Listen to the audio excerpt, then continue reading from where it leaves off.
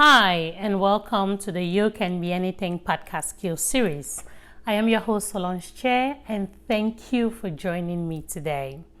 Last week on the podcast skills series, we talked about failure and how failure should not stop you as you reskill or upskill, but I encourage you to use failure as an opportunity to get better at what you are doing. Today, I want to talk about how much you are learning at a time. I know the tendency is, as it was for me, that when we learn a new skill, there is something out here that we want to learn. We've heard of a new skill that is probably going to make our lives better. The tendency is for us to want to learn everything at the same time. For example, I like to use examples that come from my experience because I feel more grounded talking about that since it's something that I went through. For example, if we look at Salesforce, right? Salesforce is a very huge platform.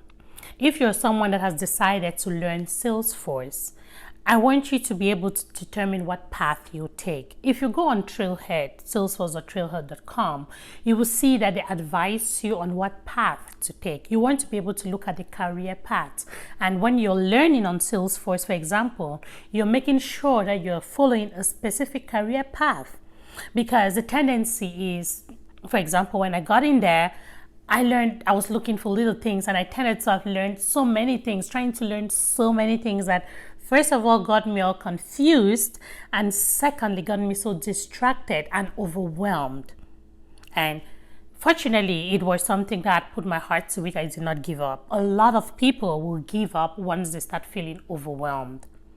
So that is probably one of the reasons why Trailhead is organized in that way. So whenever, again, if you have gone on Trailhead, for you who doesn't know what Trailhead is Salesforce free learning platform. You can go find out about that more online on YouTube, on Google, you'll find more information on that. Once you get in there, I advise that you follow. Go in there, click on the Learn tab and look for career path.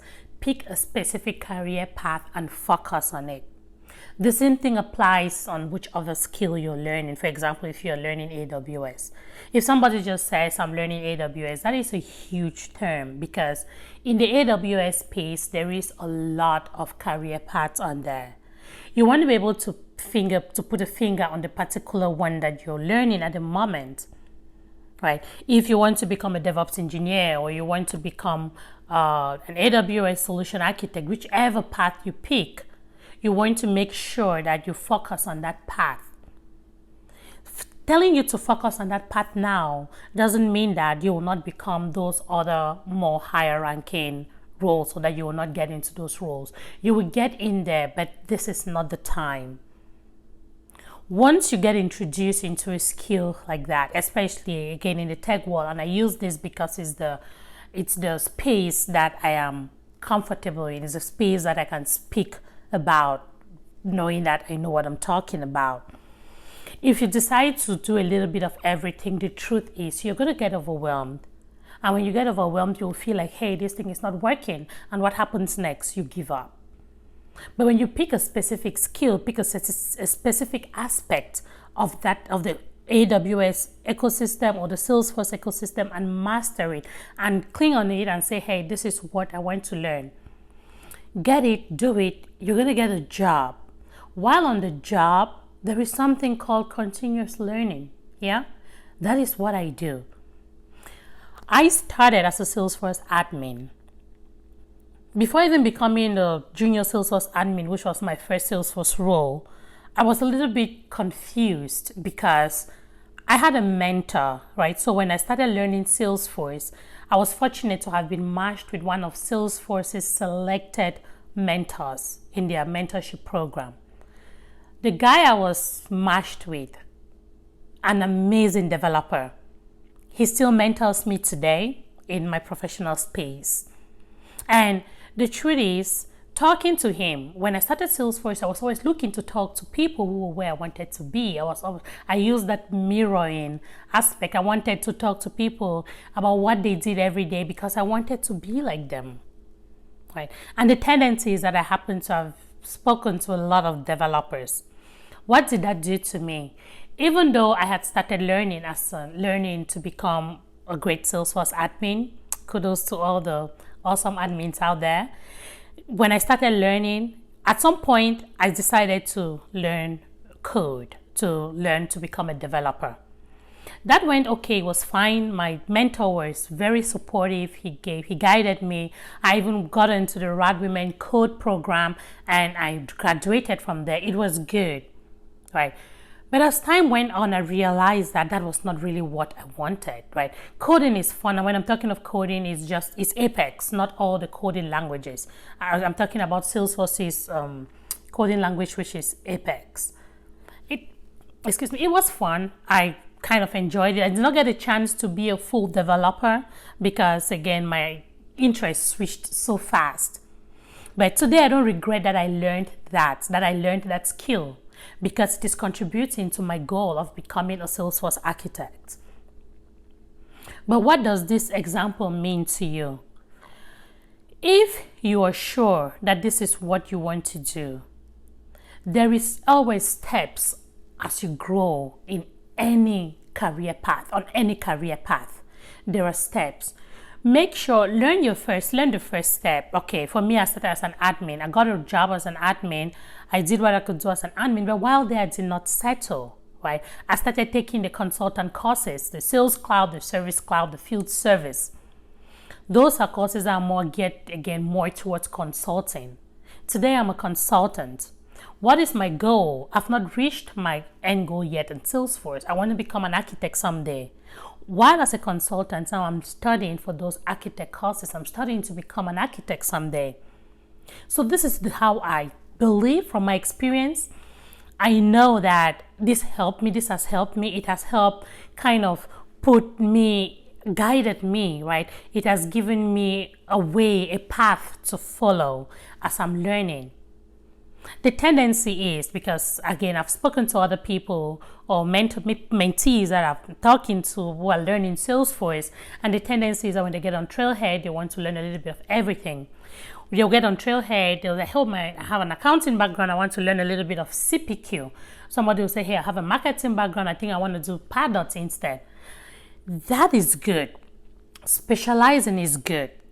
Today, I'm a specialist in field service, right? It is good, but before you get there, it is important that you become a master at the overall part of it. For example, the admin. Get to do your admin, know what you're doing as an admin, then you can now specialize.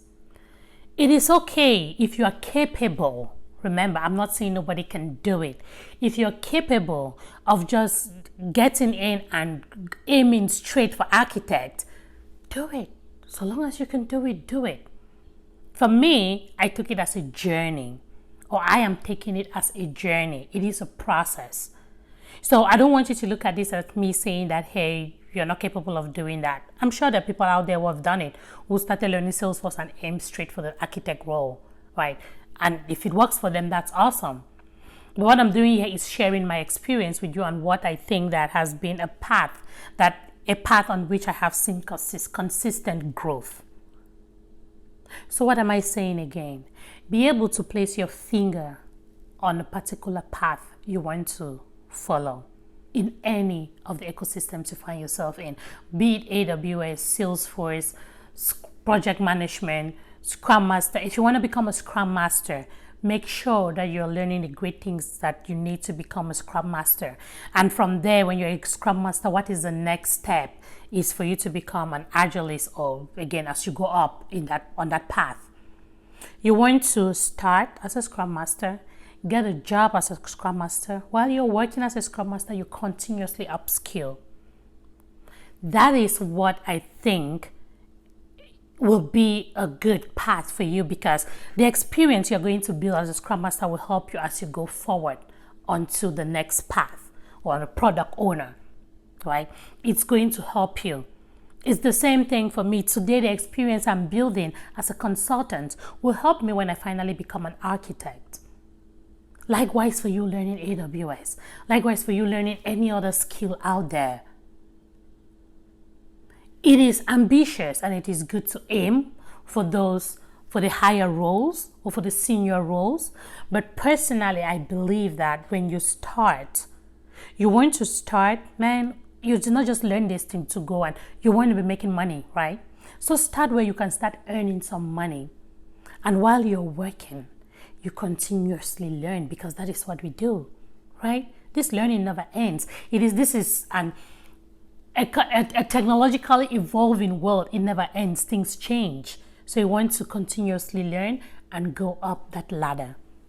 So please, as you get on this journey, as you are on this journey, do not overwhelm yourself with wanting to know everything in which other skill you're learning. Pick a specific path, follow it, master it, get a job, and then you continue to learn. And that is how you're going to grow. So for all of you out there who have reached out to me saying how overwhelmed you are with what you're studying, I see your problem. I see your challenge, which is good, because that is what, again, they say, if you don't meet it in your face, it's hard to be able to tell that you're doing something wrong. I'm glad that you're realizing that, hey, this is probably a bit too much of a bite. And my advice to you again is to narrow it down. Narrow it down to a specific thing. Become great at it. Get a job, because that is all what we want to do. We want to make money out of these skills we are learning. We are not just learning skills so they can call us, so they can give us titles, or say that, hey, we passed this exam or the other. We want to make money. So learn what you have to learn that qualifies you to get that job, and you're able to do the job. And while on that job, you're going to continuously study and learn to make it at the top, make it to the top of the ladder, right? So I hope that you find some value in this, and keep your questions coming. Most of the times, the things I come to talk about are in response to questions that people send to me. I appreciate you all, and come on, look at it. We are on part 10. It's been 10 weeks we started this. I hope that we continue to do this until we get to 33, which is our magic number. Thank you again for being part of my tribe. Thank you for following up with this, and please keep your questions coming, because this journey is for all of us. Be blessed and be good to each other. Bye-bye.